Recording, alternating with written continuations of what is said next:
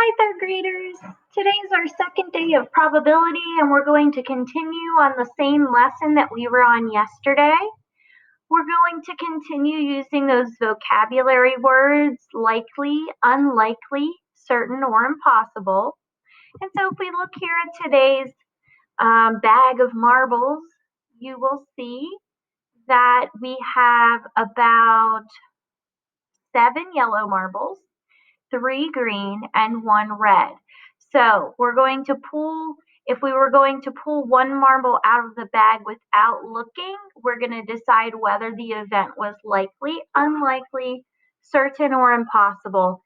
And so pulling a yellow marble, since there are several yellow marbles, and if we counted all of the marbles together, 1, 2, 3, 4, 5, 6, 7, 8, 9, 10, 11. There's 11 marbles and 7 of them are yellow.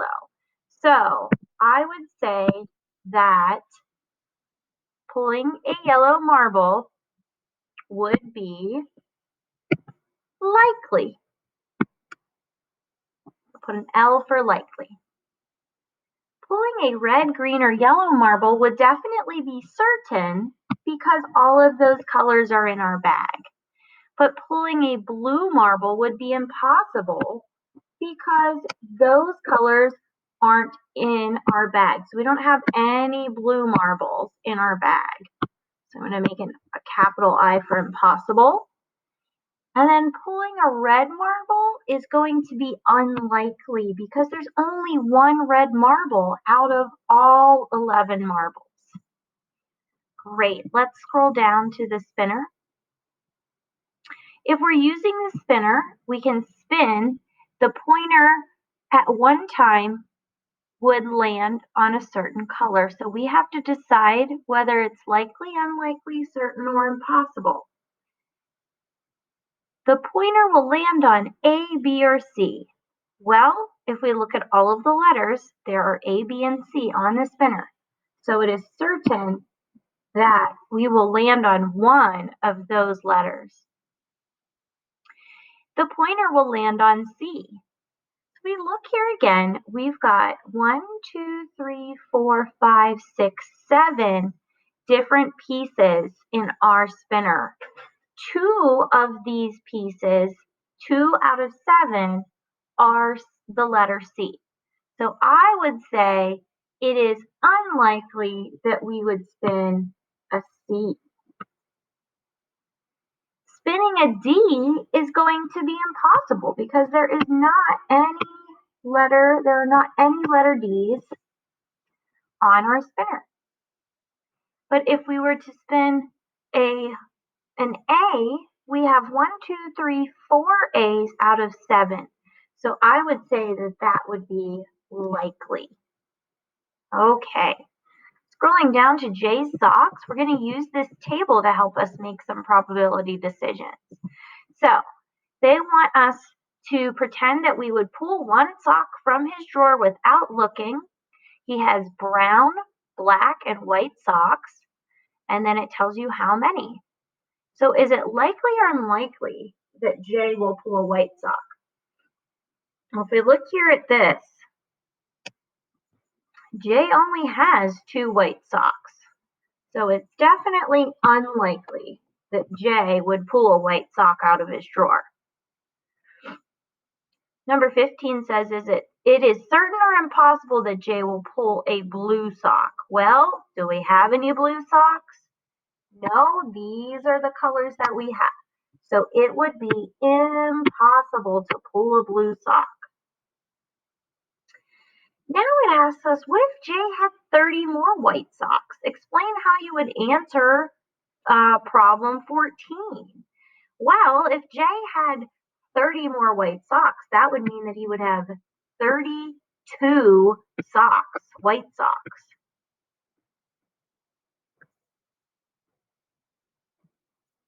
It doesn't want to show my 32.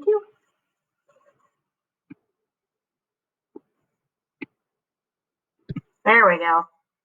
Okay, so would it be likely or unlikely that we would pull a white sock if he had 32? It would definitely be likely that we would pull a white sock if he had 32 in his drawer. Okay, we're going to scroll down and we're going to go to this page that would be a practice or a homework page. Again, we're using our same words and we're going through this page together. So we're going to use the spinner to answer number 2 and 3. It says if you spin the pointer one time, write the event that is likely, unlikely, certain, or impossible. And so for the first one, it says the pointer will land on yellow. That is unlikely because only 1 out of 6 equal sections of the spinner is yellow. The pointer will land on red, yellow, or blue is certain because those are the 3 colors that are there. And the pointer landing on green is impossible because there aren't any green areas on our spinner. Scrolling down to problem solving, Kyle has a bag with 20 stamps in all.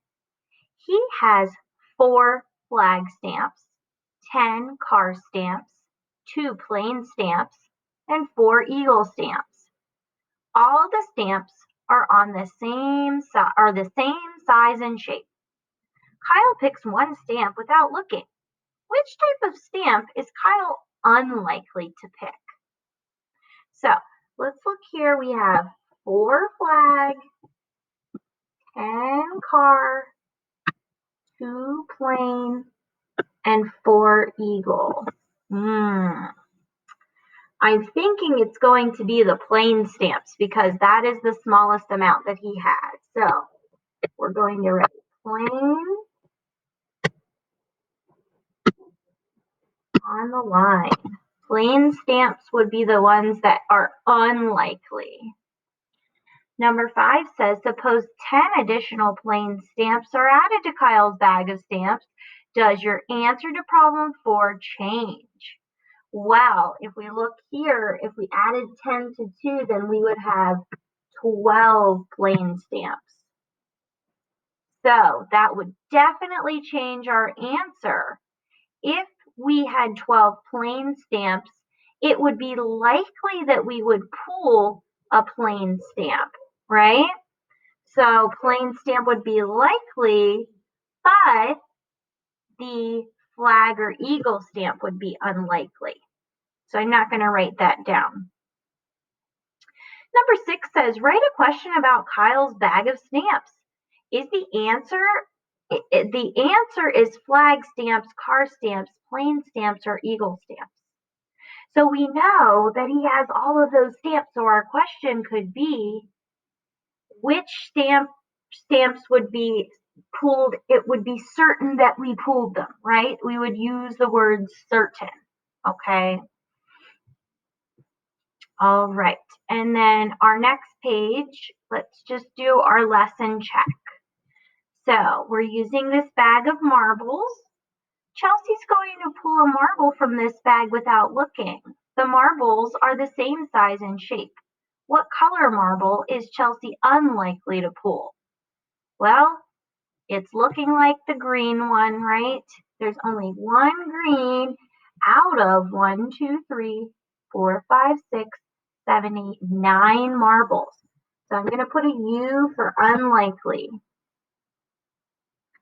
And number 2, is it certain or impossible that Chelsea will pull a blue marble from the bag? We know that's impossible. There are no blue marbles in the bag. Okay, I hope you learned a little bit more today or got some extra practice in about probability. Tomorrow we're going to do a different lesson.